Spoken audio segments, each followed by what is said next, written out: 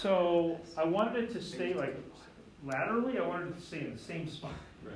So I just made it x equals 2. And then what I thought of, one of the ways you could do this, if the ball's just going to bounce up and down, that's periodic motion, right? Periodic, in other words, it's going to go high, low, high, low, high, low. First thing that struck me would be cosine or sine. As far as like, you think about that graph, it just goes up and down. And so if I want this ball to go up and down, I'm going to do some kind of a sine graph. So, I could see someone, I can totally see somebody doing this. Maybe they just go 3 sine of t, and that's it, right? So if they did that and they graphed that, now the ball's going to bounce up and down, but it's going to be in the first and second quadrants, and the direction said try to keep it in the first quadrant. So then hopefully that person that did something like that would say, wait a minute, I just need everything moved up a little bit, and they know the amplitude's 3, so they move it up 3. So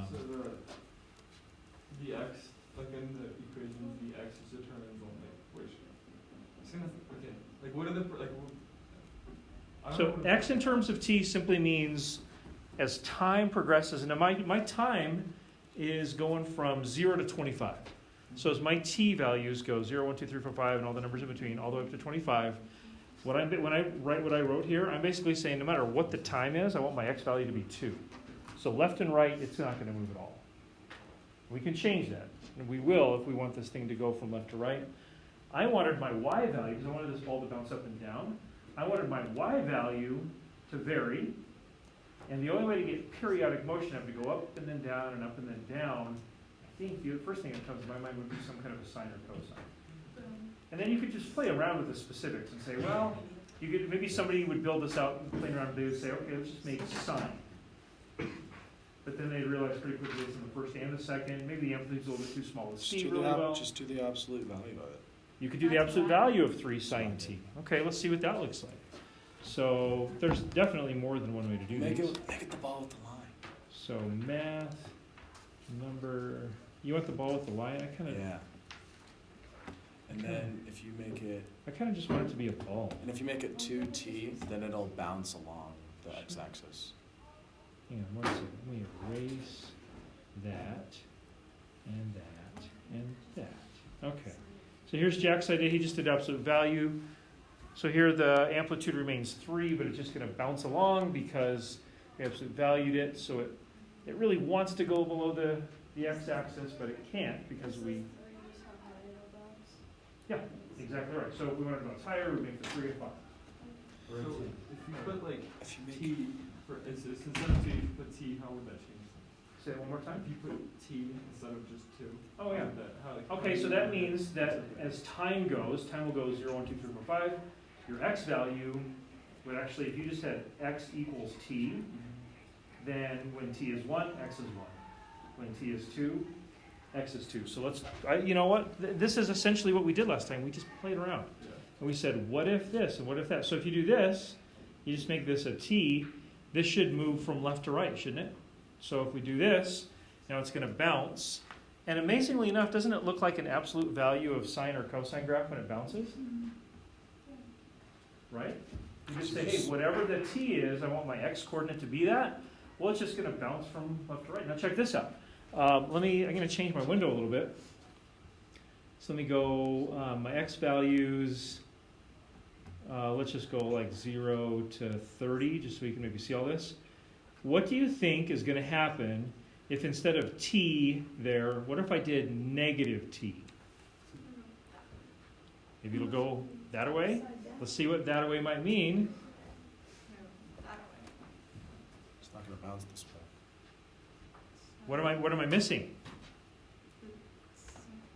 Well, it's going that way. I'm missing something. It's going left. Isn't my window all wrong? Yeah. Okay, so if I go to my window, come on, window, do it. I need to change my window to include what kind of numbers?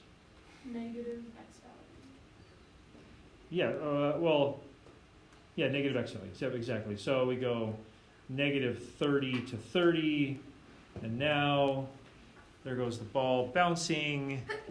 Bless you, it's way, instead of from left to right, now it's right to left, starting in the origin. And there it goes. How do you explain like what t is? T is a parameter, so T is essentially a time, and we're just sort of vaguely calling it time right now. Next week, we're gonna say it's definitely time, measured in seconds or minutes or whatever. For now, we're just saying when time starts, like when we start graphing, when we say, let's put this graph in motion, what's happening, well, time will just be 0, 1, 2, 3, 4, 5, 5. So what we talked about last time a little bit was how these are called parametric equations because x and y are determined by some parameter, by some variable that affects both of them. In this case, it's time. When we do vectors, it'll be time. When we do polar, polar is also parametric, but your parameter is theta. It's the angle. In other words, so the reason why we'd say that here is we'd say when t is a certain time, what is the x value and what's the y value? In polar, we would say when theta is such and such an angle, what's the r value, right? And of course, you can relate r and theta with x and y as well, so we could further parameterize it or convert it over to x's and y's as well if we wanted to. Sometimes we will. So yeah, t is just a time. We just say, all right, we're going to count this. It's, 1, 2, 3, whatever pacing. I don't know exactly what the pacing would be, but as time starts, it goes. Okay, so we figured out how to get this ball to go from left to right or right to left.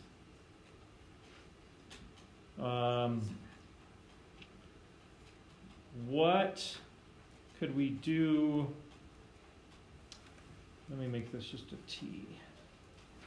What could we do to get this ball to bounce in a realistic pattern? Because we know if a ball bounces across, the court or whatever, it doesn't stay at the same height the whole time, right? It starts off here, then the next bounces here, next bounces down here, and eventually it's going to roll onto the floor, right? So how do we get the bounces to decrease in height? Make this a little more realistic. Change the amplitude. Would you give Right. the x1 So decrease we're gonna do this. So make the x, give the x1. So like what? -1/2? -1. Okay, so negative 0.5t. Yes. Okay, Well, let's see what that does. 6 over. So No, it's nothing. did I? It's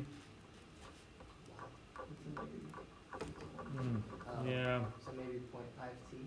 No, do not. Okay. I got it. Come on, calculator. I got it. I got it, Mr. Anderson. Let's just see what this does real quick, and then if we need to adapt, change something, we will. Okay, so here's the ball bouncing. Looks like the height is 3 the whole time when it gets up to the top, right? Yeah, I think so. Okay. So this certainly changed things. Didn't it take the bounce, like the landing points from here to here and make them from here to here? I feel like it shortened the bounces, like the distance between landings, I guess. So some other ideas. People said, I think I got it. I got it. You think you got it? Yeah. Okay, let me go back here real quick. So let's just make this regular t. And you think? I did, I don't know, you could do whatever, but I did negative 0.3t plus absolute value sin t. Yeah. Okay, hang on. Let me clear this out. Say it one more time. That's a good way to do it. Negative 0.3t plus absolute value sin. Negative 0.3t plus absolute value of sine of t. Okay. Let's check this out. The ball starts off.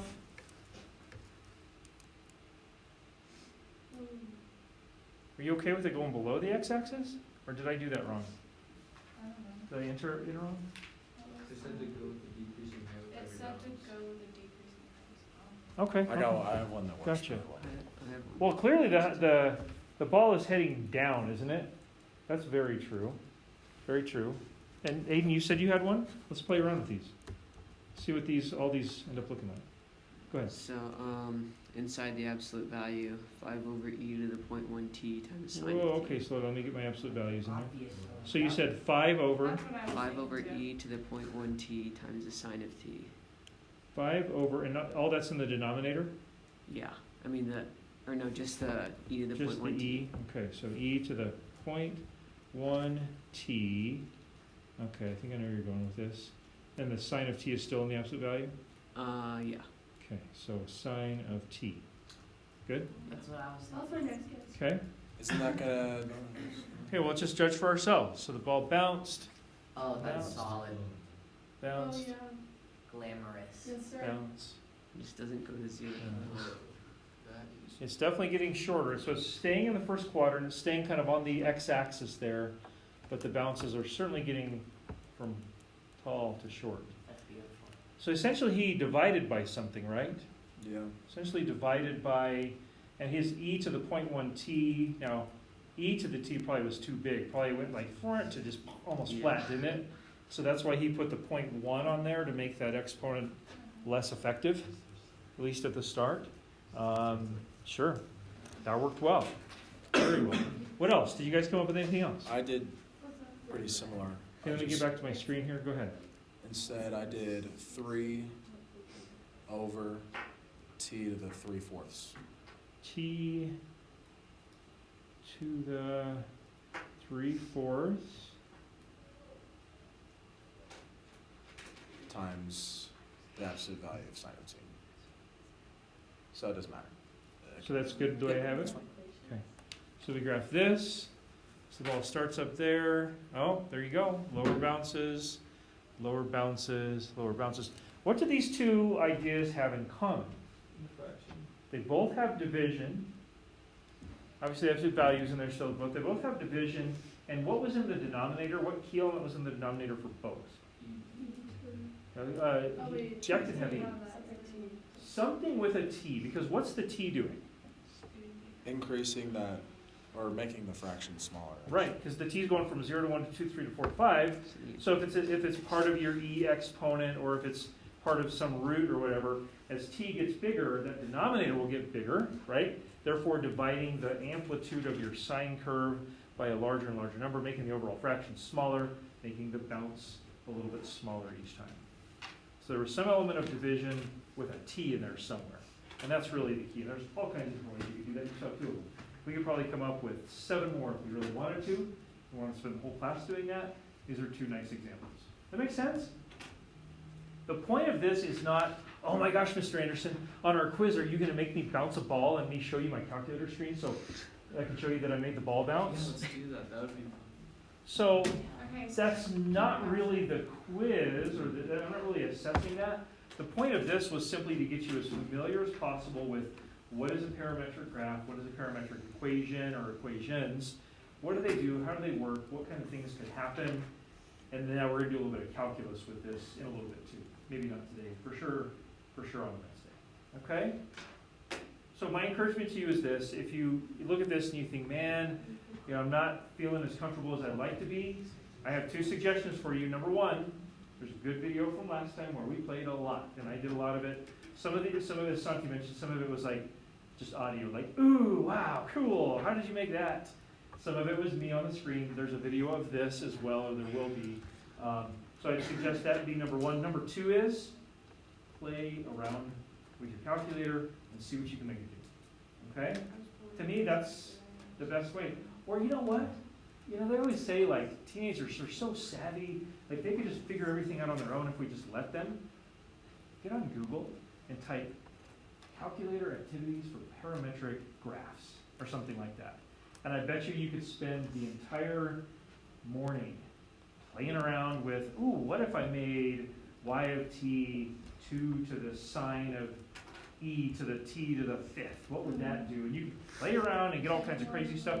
Or you could keep it super simple. Like, for instance, we're not going to do this in class. What if we wanted to have the ball, instead of bouncing off the x-axis, bounce off the y-axis? What if we wanted it to go up and have increasing height instead of decreasing height? I mean, there's all kinds of different ways you could even just take the ball example and change all kinds of different focuses for that and do other interesting things. The more you mess around with it, probably the better you'll get. Something to think about. Okay, next thing I want to do is hand back your quests. Listen up, please. I want to remind you guys a couple things. Number 1, have you noticed that there is absolutely no WebAssign in this little mini unit for Christmas? Yes. Until January, yeah. It's all based on paper, is it not? Have you found the paper homeworks in your Schoology? No, I saw that there was some. I saw that there's that they like were two. there. I thought It you were says gonna- paper-based, and then if you open up the folders, then it says Do we have to- probably parametric homework 1, parametric homework 2. We to do that. Do we have to print them out? Sam, if I have to keep asking ridiculous questions like that, we'll just keep going after school. I don't even know what to say. Hey guys, let's do this. I just I mean, can't it's not read. like when is it due? Thursday. Kind of. Guys, Thursday? read Schoology. That's why it's posted. Like in 3 days? Seriously. Oh, 3 days. Wait, there's a new thing, it's not 3 days. There's 2 paper homeworks. I know there's one. You should do a little bit tonight, tomorrow, the next day, and then some more, like a little bit more the next day, and then the last night, finish it up. I think that's what you should do. I have to write like Okay. Hey, guys, chit chat, stop. Let's finish well. I don't know why this keeps going away. So this says we're supposed to graph. This is a really similar exercise to what we did last time, except it's got some lovely trig graphs. So we'll see how far we can get here. I'm going to go ahead and fill out my table. I'll work on this quietly while you do. This is some good review of some unit circle activities from years past. So here we go. I'm just going to go quietly. You do your thing.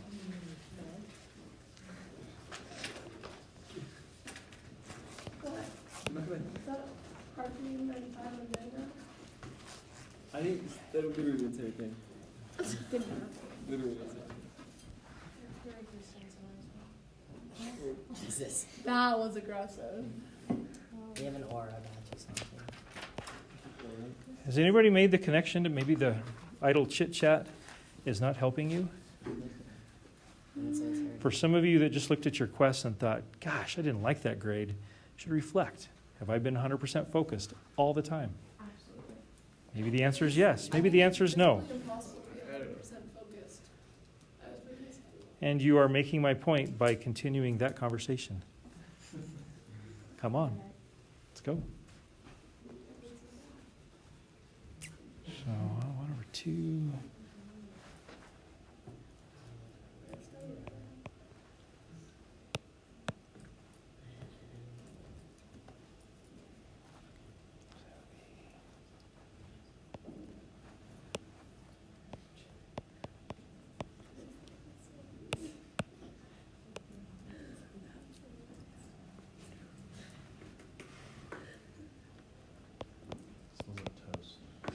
Yeah, it's not getting any better.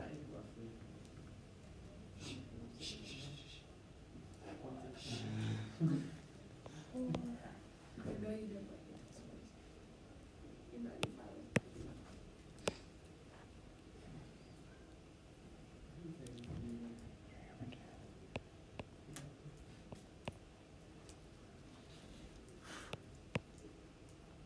Oh.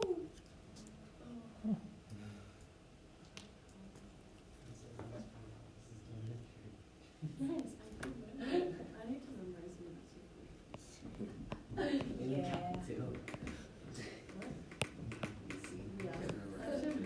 I should memorize that. They tell us Three. 3 is 2. 2 pi over 3.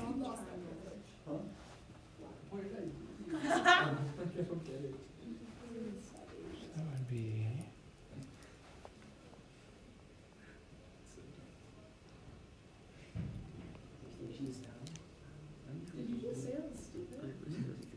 That's so. Is that a direct quote?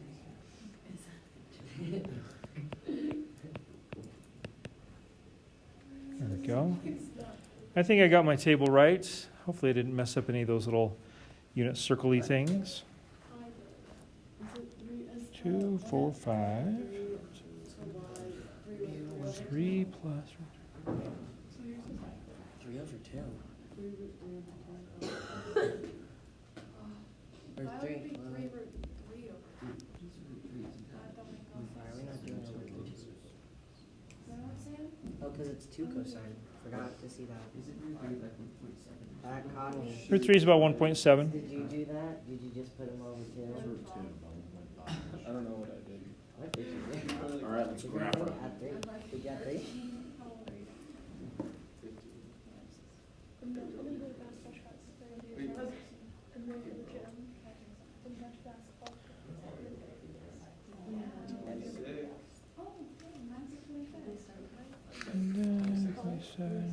was the last thing.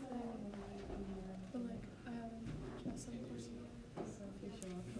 Well, I told it our fingers that I was quiet, and then I never told it. I played freshman. Yeah. Like, I'll do it on next week. So I did it. 3,2.